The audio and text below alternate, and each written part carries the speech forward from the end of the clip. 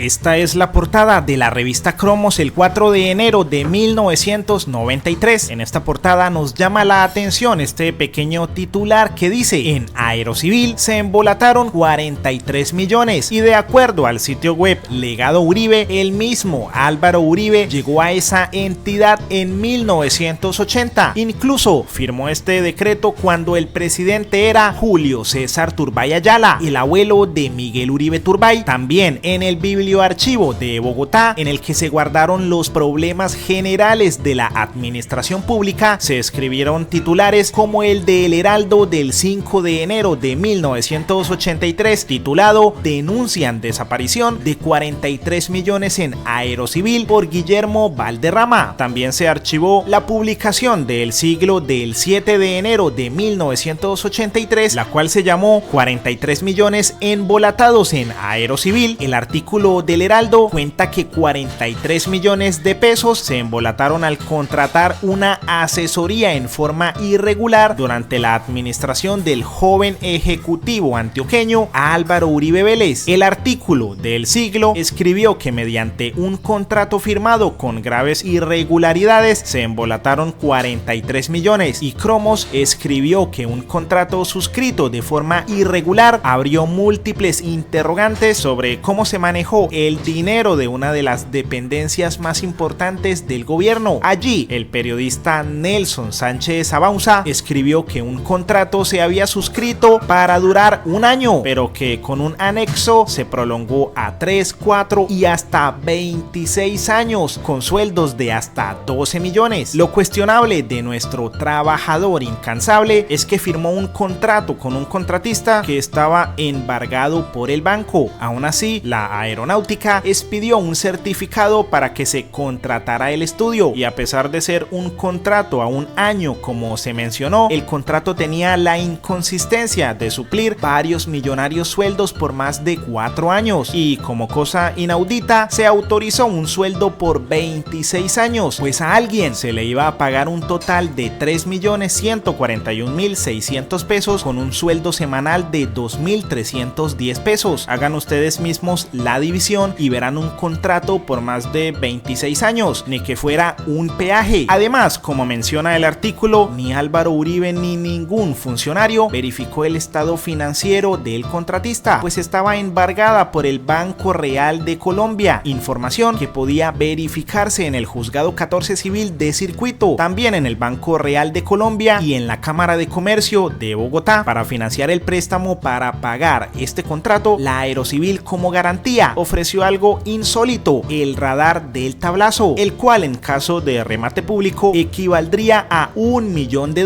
Y aunque el contrato se firmó el 11 de agosto, Uribe pidió permiso a la presidencia para suscribirse 6 días después, el 17 de agosto. O sea que 6 días después pidió permiso para hacer algo que ya había hecho, pues ante la investigación de Cromos, Uribe respondió con una carta que, como dice este artículo de Las Dos Orillas, Uribe Vélez respondió como siempre, sacando pecho de su profesionalismo y evadiendo todo tipo de responsabilidad o culpa, pues en su respuesta escribió que al momento de su posesión ya el contrato estaba adjudicado, pero lo que lo delata en esa misma respuesta es que él estuvo de acuerdo con la actuación de sus antecesores con este contrato y que el contrato estuvo supervisado por el jefe de planeación César Villegas, quien fue detenido y acusado por enriquecimiento ilícito y testaferrato, producto de presuntos nexos con el narcotráfico, y quien fue asesinado en 2002, pues el periodista Gonzalo Guillén compartió la publicación de Cromos y escribió: ¿cuánto será a pesos de hoy este tumbado del Matarife de los años 70? La denuncia es de la vieja y otrora prestigiosa revista Cromos. El supervisor de este contrato era el secretario general de Aerocivil, César Villegas, el Bandi, asesinado en 2002 en Bogotá cuando salía de su oficina y se dirigía a la embajada de Estados Unidos a declarar contra Uribe. Los testigos contra el Matarife son de malas, y ante las palabras de Álvaro Uribe, donde dijo: respete, presidente Petro, que mientras usted delinquía yo trabajaba, el congresista Wilson Arias compartió el mismo artículo de Cromos y escribió: los permanentes autoelogios de una derecha tan ensimismada como insensible y turbia. cambia. Vuelve el oro, el del trabajar y trabajar y trabajar y el yo trabajaba. Pablo me presenta al ex alcalde de Medellín y me simpatiza de inmediato porque pienso que es uno de los contados amigos de Pablo con cara de gente decente y que yo recuerde el único con gafas de estudioso.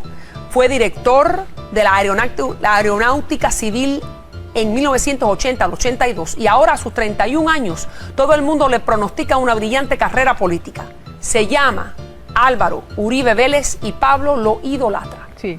Mi negocio y el de mis socios es el transporte, le dice a usted Pablo Escobar, a $5,000 por kilo asegurado. Y está construido sobre una sola base, la pista de aterrizaje y los aviones y los helicópteros. Ese muchacho, Álvaro Uribe, ese muchacho bendito, con ayuda del subdirector César Villegas, nos concedió docenas y docenas de licencias para las primeras y centenares para los segundos. Sin pistas ni aviones propios, todavía estaríamos trayendo la pasta de coca en llantas desde Bolivia y nadando hasta Miami para llevarle la mercancía a los gringos. Gracias a él, me refiero al presidente, gracias a él, es lo que yo estoy enterado de todo lo que pasa en la aeronáutica civil y en el aeropuerto de Medellín, ahí donde lo ves con sus gafas. Y esa cara de seminarista es un peleador bravísimo.